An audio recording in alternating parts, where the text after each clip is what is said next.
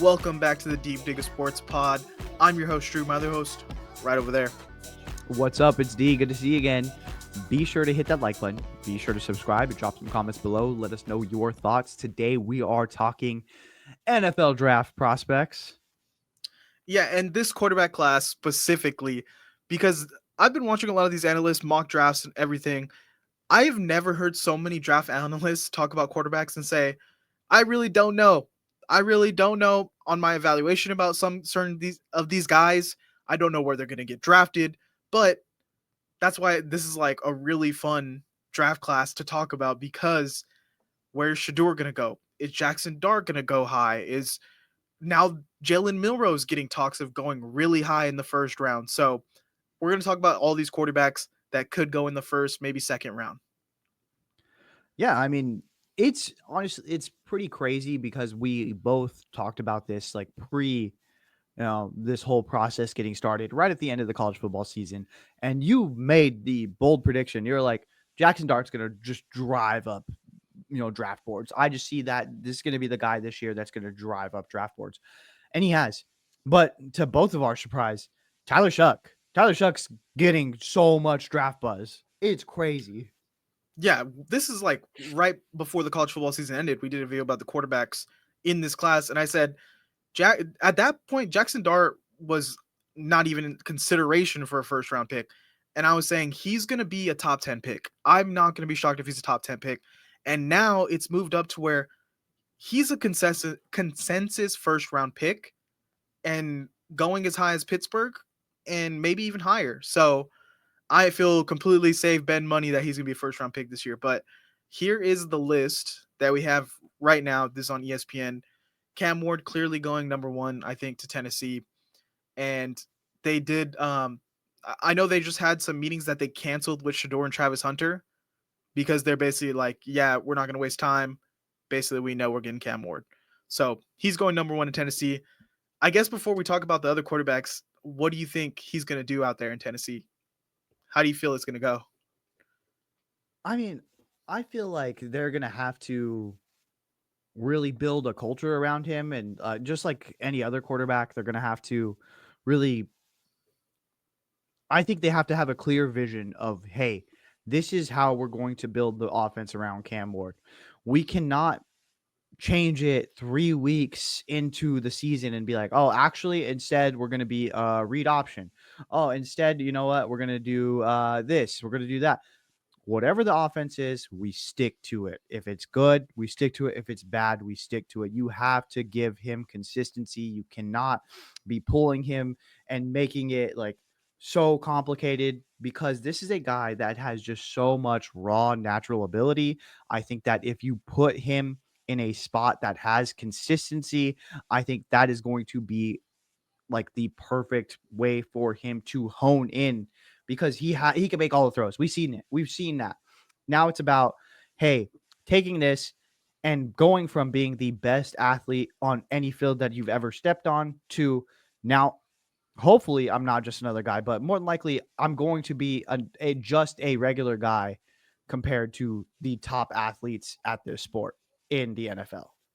Yeah, I'm certainly not a Cam Ward hater, but I'm not a Cam Ward believer. I think this is crazy that he's going number one when we have Abdul Carter and Travis Hunter right here. And if he was in the draft last year, I think someone said could have been a 6th round pick.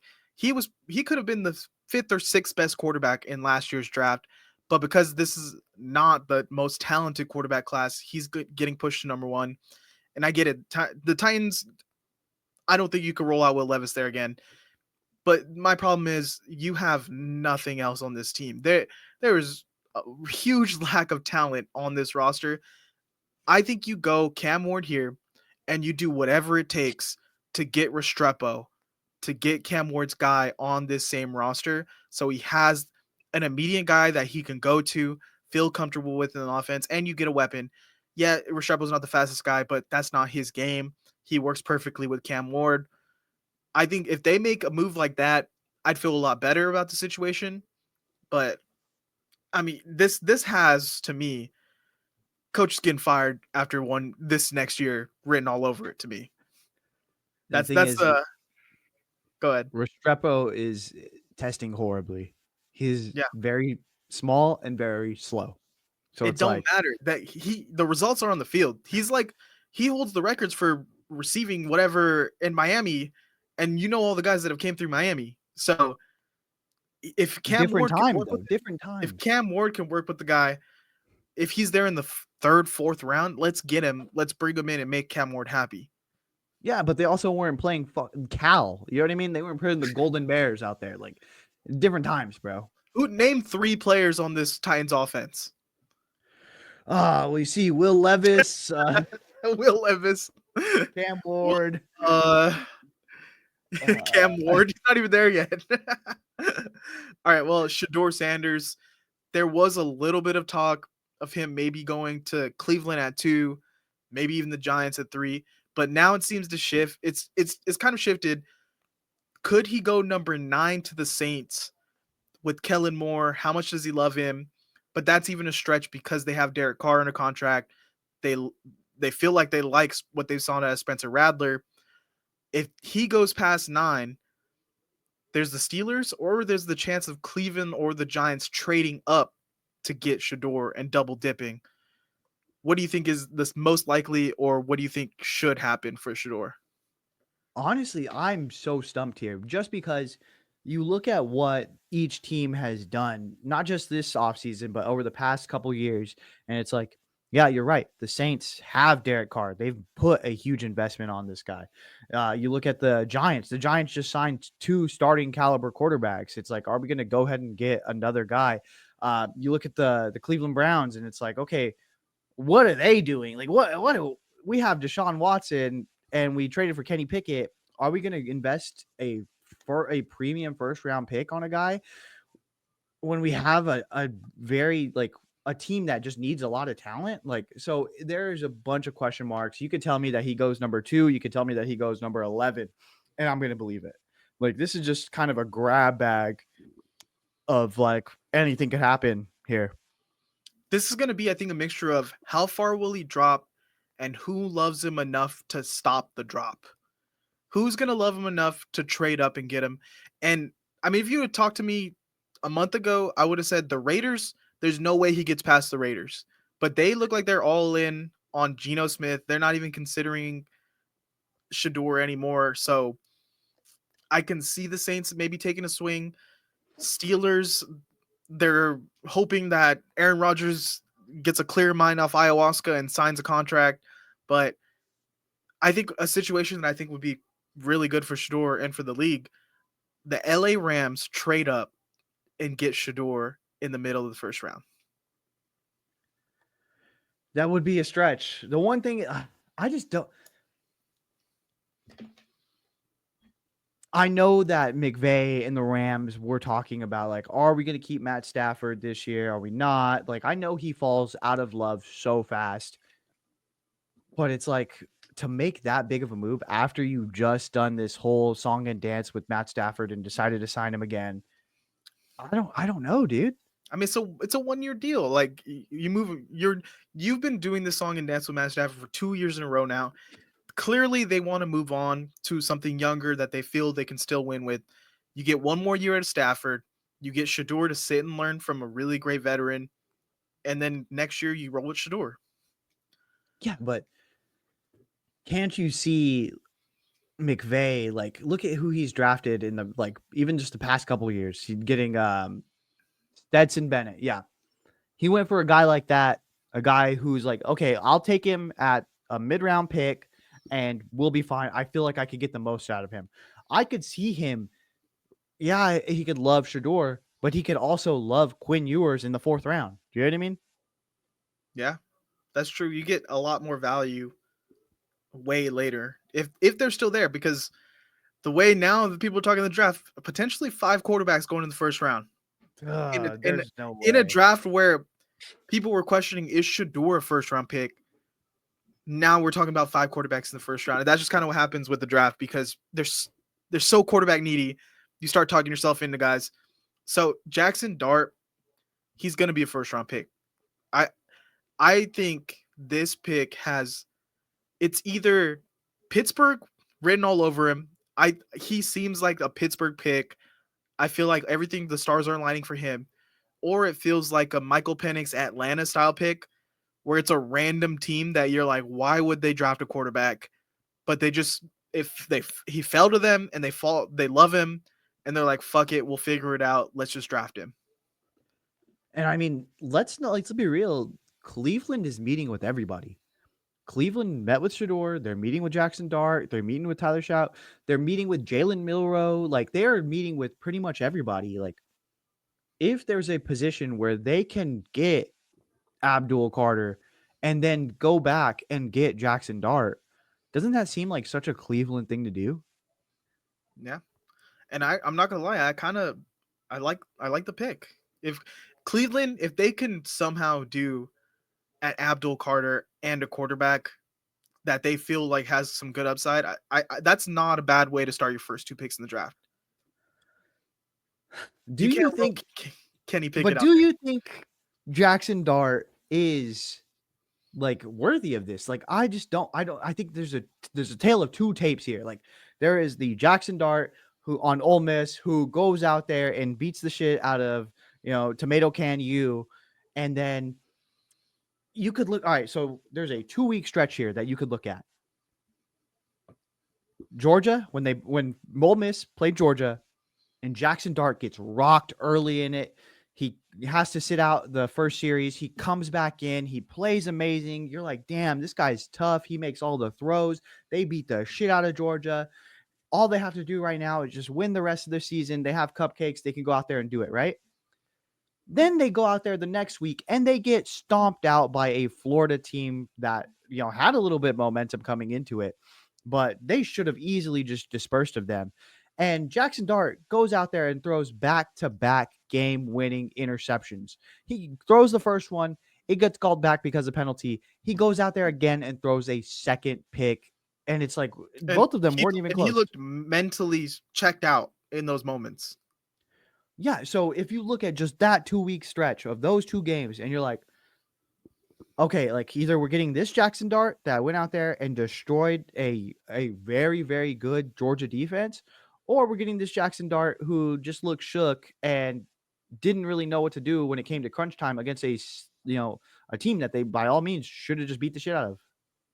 Well, and this is why the Pittsburgh thing is so interesting because everyone's linking him to Pittsburgh, which I could see teams tell themselves Jaxson Dart could be Josh Allen. But I could see Pittsburgh and that fan base saying he could be Kenny Pickett. He is going to be Josh Allen sometimes and Kenny Pickett sometimes, and the moments where he's Kenny Pickett, it is going to be ugly in Pittsburgh because they just went through this shit and they're just throwing stuff at the wall trying to get the quarterback position right. Is he the guy that they take the swing on? And if they don't take the swing on him, like they're kind of fucked. Like what do they do? They hope Aaron Rodgers has any juice left in him and he actually signs the contract, or do they go a Tyler Shough, the Jalen Milroe, and just hope that they hit? I think Jaxson Dart gets someone fired. I'm going to go ahead and call it right now. I think Jaxson Dart gets an office cleaned. I think that if you take Jaxson Dart as high as top 10 pick, you're just asking to get fired. I think that's going to happen. I just don't know, like, His mental, you if don't think you, his mental's there, mental ability for quarterback position? I've seen him shrink, and it's just like, okay, you're good against, again, these tomato can use, but like when it came to, again, a Florida team that wasn't even that great, you just shrunk in the moment. So I don't know. Like it's gonna be tough.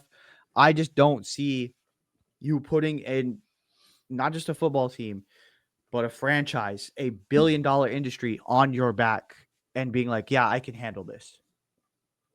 Yeah, he's going to be the biggest question mark. I think even more than Shador, which is saying a lot because Shador Is a is huge a giant question mark. question mark for this draft.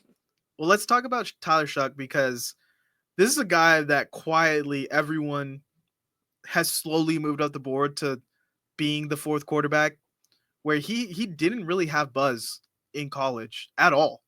No. And now and Louisville was, I mean, not they weren't great. Some weeks they looked amazing, some weeks they looked terrible. But now this is a guy who's above Jalen Miller and Will Howard and Quinn Ewers, who were all at elite The talk of the town. schools. Yeah. Yeah. So I mean, how are we feeling about Tyler Shough? I'm trying to pull it. Let me pull up his stats. And 3,195 yards, 23 touchdowns, 6 picks.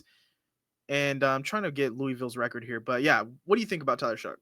I mean, the game that really sticks out to me for Tyler Shough was the Clemson game. I mean, this is a team like Clemson was fighting for, the conference championship and trying to stay above in this, and Louisville put a dagger in them pretty much. They really felt like we're going to go and defense to the wind. We are just going to have a shootout with you. And Clemson could not keep up. And Tyler Shough and Louisville just kept their foot on the gas and just went 1,000 miles per hour and just kept putting it on them. And Clemson had no answer. And so if you like look at that and you're like, dang, if we can get this guy and get him some, NFL caliber talent around him, what can he really do? So looking at their schedule is actually kind of impressive. Uh, third week of the season, they beat a sneaky, stingy Georgia Tech team. They lose to Notre Dame by 7. They lose to SMU by 7. They lose to Miami by 7. They beat an up and down Boston College team. They beat Clemson. They lost to Stanford by 3. They beat a really hot Pittsburgh team. They blew them out. And then they blow out Kentucky. And they beat Washington by 1 point in the bowl game. So up and down, but their losses aren't that bad. No, not at all. I mean, and again, it's not like Louisville is in the prime of their like college existence right here. Like this is a Louisville team that is lacking a certain level of talent. You know what I mean? Let's like call it what it is. And they were competitive the entire year. Yeah, in a conference where you had SMU, Clemson, Miami, and Syracuse all looking really good. And Pittsburgh. And Pittsburgh looked Pittsburgh. good this entire time. Yeah. Yeah. So I mean the ACC had talent going through it, and you just didn't really feel like I didn't trust Louisville throughout the whole season. And I guess I don't know if it's just me as I was like losing bets on them, I was like feeling worse and worse. But looking at their schedule now, I'm like, damn, Louisville actually had a solid season. Yeah, But no, I think it I was just don't the know. unpredictability. Yeah, the unpredictability of this team. But I just don't see, is he going to be that special? He started as a Justin Herbert's backup, missed significant time in 3 seasons with Texas Tech. Some impressive throws on tape, tight windows, protects the ball. He ran a 4.63 and he can scramble. He's also 6'5". He's pretty big. Yeah. But I mean, I would much rather go with someone who played a lot of football in a bigger conference. Yeah, exactly. I don't see why he's automatically getting pushed up here when Milroe and Howard and even Quinn Ewers and Dylan Gabriel played a lot more and a lot bigger games. And we've seen Even Kyle McCord played bigger games. Like, let's be real. Kyle McCord played bigger games. Could this be like one of those like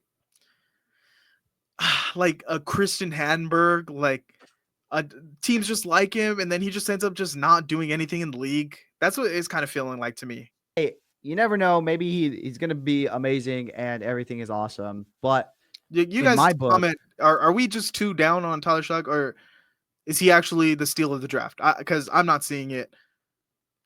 I'm not seeing the ceiling. I would much rather go with Milroe or Will Howard, if I'm going to be honest. Well, let's talk about Milroe, because all of a sudden Milroe's getting all this momentum. We are, I don't know how, a few weeks away from the draft, right? And Milroe is climbing boards. He's getting now. He's had 3 meetings now this week, and he's going to the draft. He's attending the draft, and I guess people are saying he's confident he's going. He's going in the first round.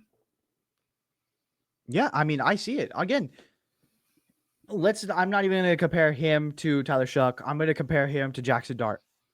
If we literally just look at both of those guys that played in the SEC, Jalen Milroe has better wins. Jalen Milroe has performed better. Jalen Milroe was a higher caliber player, a higher caliber athlete. I would take Jalen Milroe over Jaxson Dart. Like, and if you look at what Jalen Milroe did when Nick Saban retired, he could have easily transferred out and had his pick of the litter as far as where he wanted to go. He stuck to Bama. He got his own quarterback coach, and he got better as a passer. And yeah, he had his struggles as the season went on in Alabama, but you look at him and you have to compare him to a guy like someone that kind of had a similar trajectory in Jalen Hurts. Jalen Hurts had something very similar, and he improved from year to year, from college all the way into the pros. And I feel like Jalen Milroe has that same ability to continue to improve year to year, especially as he gets NFL coaching under his belt. You have to look at his athletic ability. You have to look at his ability. He has no problem throwing the deep ball. It's just about the short and intermediate routes. And once he gets that in his bag, he's going to be so dangerous. Yeah, I mean, it's easy to compare him and Jalen Hurts, but I think my whole thing is Jalen Hurts had a year where he went to Oklahoma and he lit it up. Like you could see how much better as a passer he got, and then when he got into the league, he just had to keep growing that skill. He also played in Milroy, the Big 12, and he also played with in an air raid offense. So I mean, because he wanted to showcase that he could throw, because we knew he no, could. it's because he got his job taken. I mean, he came back and he got him into the national championship game when he got benched. We're not talking Jalen. We're not taking him. We're talking Jalen Milroe here. Uh, but Milroe, yeah, there was times this season where they stalled out because he couldn't make simple passes. Am I wrong? No, and I think it's not all on him. I think that Bama had a problem in general with their attitude. I think more on the defensive front than on the offensive front, if I'm going to be completely honest. And I think that goes to Kalen DeBoer and his style compared to Nick Saban and his style. And I think that you can kind of explain a lot of that away. And yeah, he didn't look great at times, but when he looked awesome, he looked awesome. Yeah, and I would feel a lot better about this too if he ran to 40 at the fucking combine. Like, I want Yeah. him to put his athleticism on display and show he would probably be in talks to be a top 15, top 10 pick if he did like showed out at the combine. Because we just saw what Anthony Richardson did. I think there's an argument here. There's two arguments. There's the Jalen Hurts and there's the Anthony Richardson. Yeah. Because he is an athletic quarterback with a cannon of an arm, and we're questioning the decision making and the mid range and short game. Can he develop into a Jalen Hurts and make every throw, or he's going to be Anthony Richardson, who's just crazy athletic and relies on 90-yard bombs to get by? And that's the thing. I'd be like, okay, that's disrespectful to Jalen Milroe to even compare him to Anthony Richardson. Anthony Richardson at no point was a good quarterback. That's like Anthony Richardson is basically Joe Milton with more hype. Like, let's be real. Like, neither one of them was good in college. They had you're just going strictly based off of what they could be. Jalen Milroe has had success at the SEC level. Jalen Milroe can complete good passes. Can Jalen Milroe has what it takes, and he's gotten better from year to year over. And so that's where I get the Jalen Hurts comparison, because Jalen Hurts went through the same thing, and he could theoretically, Jalen Milroe could continue to level up. Are you worried about the he's surrounded by talent at Bama argument and he's not going to No, have as much talent? No? no, no. I'm 100%. If you look at like what he has as far as his gifts, okay, like what are you going to say? Oh, he has a guy that could run a deep route. Okay, they have that all over the NFL too. Like, you know what I mean? Look at what he can do for you, and it opens up like a whole new world for an offensive coordinator. So where do you see would be his best fit? I would say like the Raiders taking a flyer on him would be awesome. I could see that, like if he sat for a year or two and then went over there.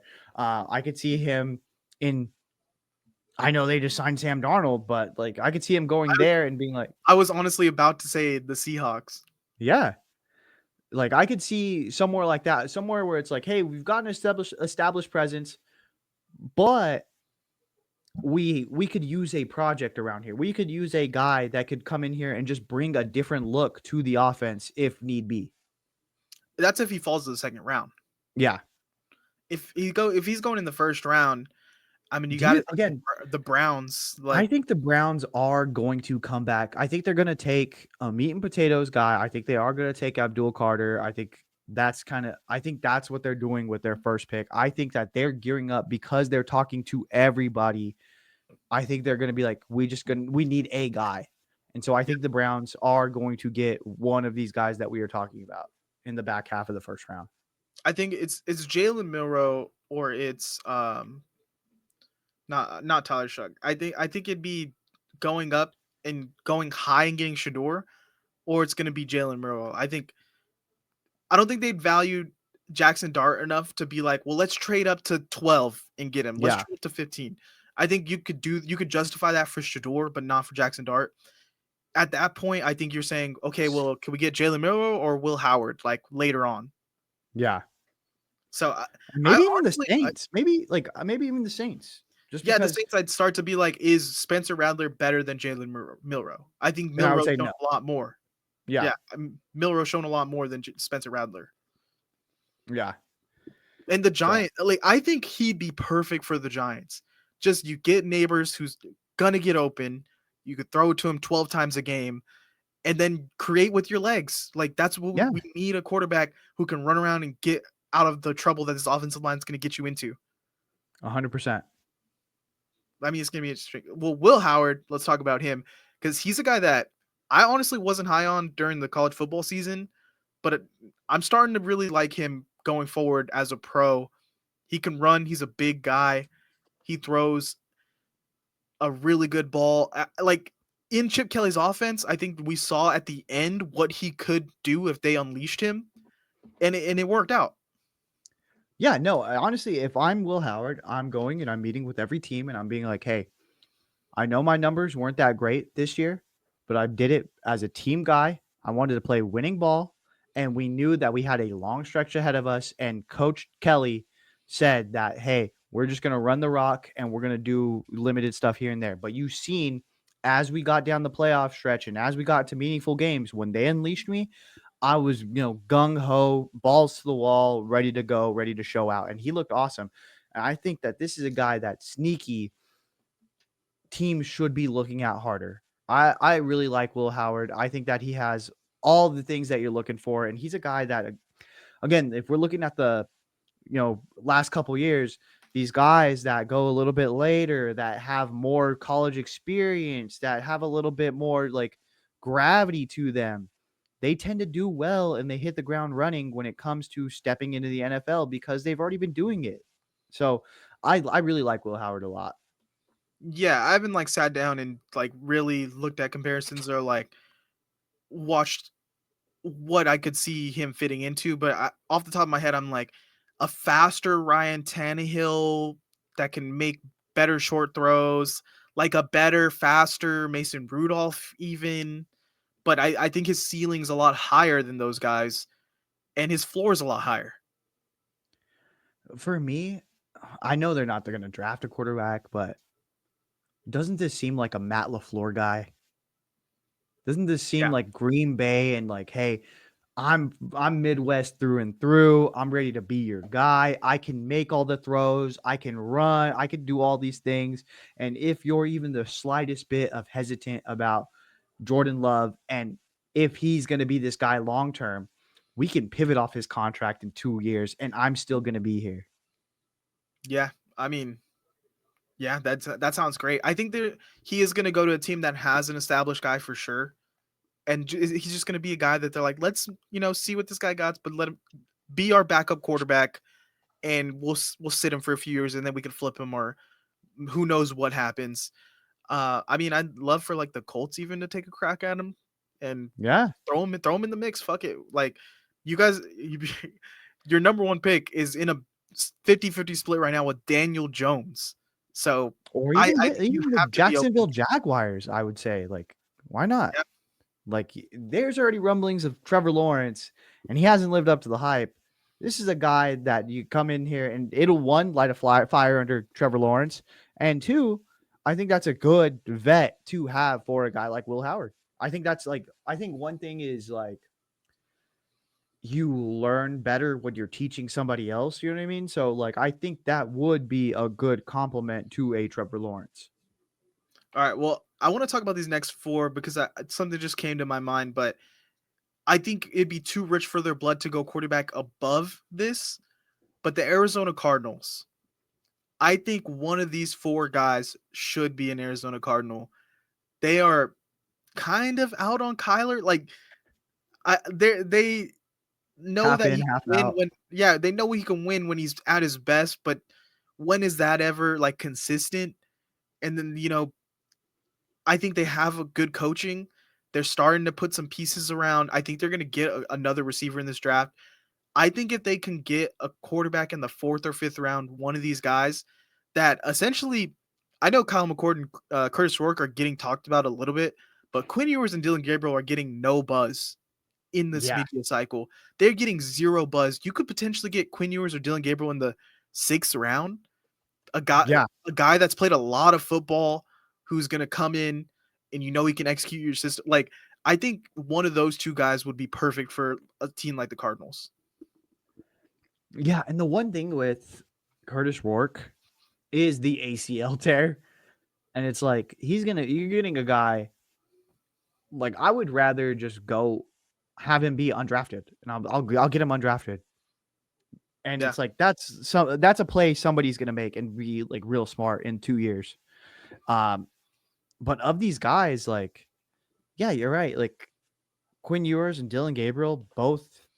I felt like Quinn Ewers should have not stayed in college or at Texas, but stayed in college, got another year. I think that everyone was expecting him to make this leap and be the guy at Texas, and it just never really materialized.